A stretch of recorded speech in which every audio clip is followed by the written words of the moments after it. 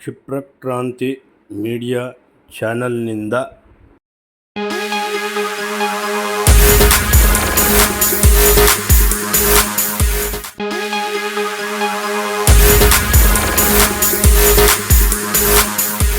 ಯಾರ್ಯಾರು ಕ್ಷಿಪ್ರಕ್ರಾಂತಿ ಮೀಡಿಯಾ ಚಾನಲ್ನ ಸಬ್ಸ್ಕ್ರೈಬ್ ಮಾಡಿಲ್ಲ, ಲೈಕ್ ಮಾಡಿಲ್ಲ, ಶೇರ್ ಮಾಡಿಲ್ಲ, ಅವರೆಲ್ಲ ಲೈಕ್ ಮಾಡಿ, ಶೇರ್ ಮಾಡಿ, ಸಬ್ಸ್ಕ್ರೈಬ್ ಮಾಡಿ ಅಂತ ಹೇಳ್ತಾ, ಇದು ನಿಮ್ಮ ಚಾನಲ್, ಹಾರಸಿ ಬೆಳೆಸಿ ಹಾರೈಸಿ ಅಂತ ಕೇಳ್ಕೊಳ್ತಾ ಬನ್ನಿ.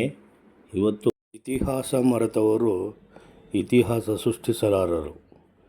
ಇದು ಡಾಕ್ಟರ್ BR ಅಂಬೇಡ್ಕರ್ರವರ ತತ್ವ ಹಾಗೂ ಸಿದ್ಧಾಂತ.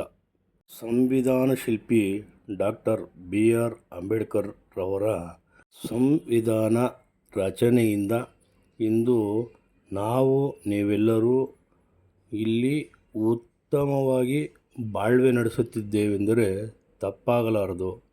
ಕಾರಣ ಇಷ್ಟೇ, ದೇಶದಲ್ಲಿ ಒಬ್ಬನೇ ವ್ಯಕ್ತಿ ನಾಯಕನಾಗಬಾರ್ದು, ಹಾಗೆ ಒಂದೇ ಪಕ್ಷ ರಾಷ್ಟ್ರದಲ್ಲಿರಬಾರ್ದು. ಇದರೊಟ್ಟಿಗೆ ತಿದ್ದುವಂಥ ಕಾರ್ಯಗಳು, ಕಾರ್ಯಾಂಗ, ನ್ಯಾಯಾಂಗ, ಶಾಸಕಾಂಗ ಎಲ್ಲವೂ ಕಾಲಕ್ಕೆ ಬದಲಾವಣೆ ತರಬೇಕು ಅನ್ನೋ ಒಂದೇ ಒಂದು ಸಂಕಲ್ಪದೊಂದಿಗೆ ಹಾಗೂ ಎಲ್ಲ ಸಮುದಾಯದವರು ಒಟ್ಟಿಗೆ ಸಮಾನ ನ್ಯಾಯ ದೊರಕುವ ರೀತಿಯಲ್ಲಿ ಸಂವಿಧಾನ ರಚನೆ ಮಾಡಿರುವಂತಹ ಡಾಕ್ಟರ್ ಬಾಬಾ ಸಾಹೇಬ್ ಅಂಬೇಡ್ಕರ್ರವರನ್ನು ಸದಾ ಸ್ಮರಿಸುತ್ತಾ, ಈಗ ರಾಜರಾಜೇಶ್ವರಿ ನಗರದಲ್ಲಿ ಅಂಬೇಡ್ಕರ್ ಜಯಂತಿಯನ್ನು ಆಚರಣೆ ಮಾಡಿದಂಥ ಶಾಸಕರಾದ ಶ್ರೀಯುತ ಮುನಿರತ್ನರವರು ಇದೇ ಸಂದರ್ಭದಲ್ಲಿ ಆಟೋ ಚಾಲಕರು, ದಲಿತ ಆಟೋ ಚಾಲಕರಿಗೆ ಆಟೋ ಕೊಡುಗೆ ನೀಡುವ ಮುಖೇನ ಅಂಬೇಡ್ಕರ್ ಜಯಂತಿಗೆ ಚಾಲನೆ ನೀಡಿದರು.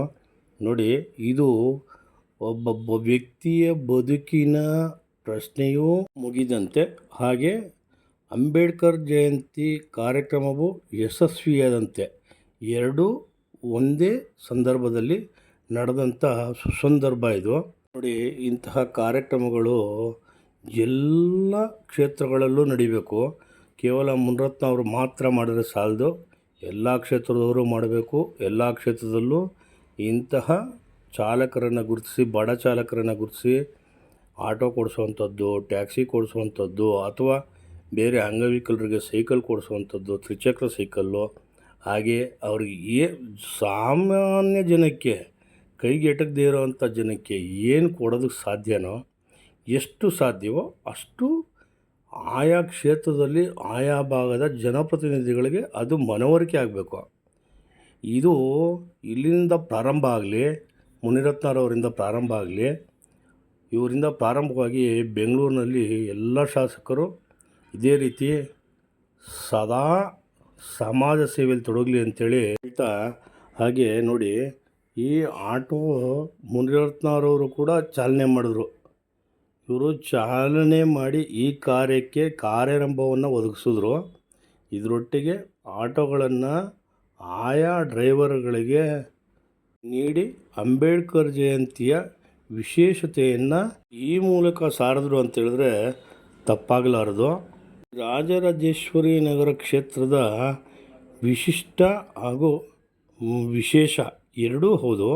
ಯಾಕೆಂದರೆ ಯಾವ ಸಮಯಕ್ಕೆ ಏನು ಮಾಡಬೇಕು ಅನ್ನೋಂಥದ್ದು ಶಾಸಕರಾದಂಥ ಶ್ರೀಯುತ ಮುನಿರತ್ನರವ್ರಿಗೆ ಚೆನ್ನಾಗಿ ಗೊತ್ತು. ಯಾವುದೇ ಹಬ್ಬ ಹರಿದಿನಗಳಲ್ಲಿ ಸಾರ್ವಜನಿಕವಾಗಿ ಏನು ಕೊಡಬೇಕು, ದಿನಸಿಗಳನ್ನಾಗಿರಲಿ ಅಥವಾ ಜನೋಪಯೋಗಿ ವಸ್ತುಗಳು ಯಾವುದೇ ಆಗಿರಲಿ, ನಮ್ಮ ಕ್ಷೇತ್ರಕ್ಕೆ, ನಮ್ಮ ಜನಕ್ಕೆ ಸಲ್ಲಬೇಕು ಅನ್ನೋಂಥದ್ದು ಒಂದು ಉತ್ತಮವಾದ ಗುರಿ ಇಟ್ಕೊಂಡಿರುವಂಥ ಮುನಿರತ್ನರವ್ರಿಗೆ ಒಳ್ಳೆಯದಾಗಲಿ. ಜೈ ಹಿಂದ್, ಜೈ ಕರ್ನಾಟಕ.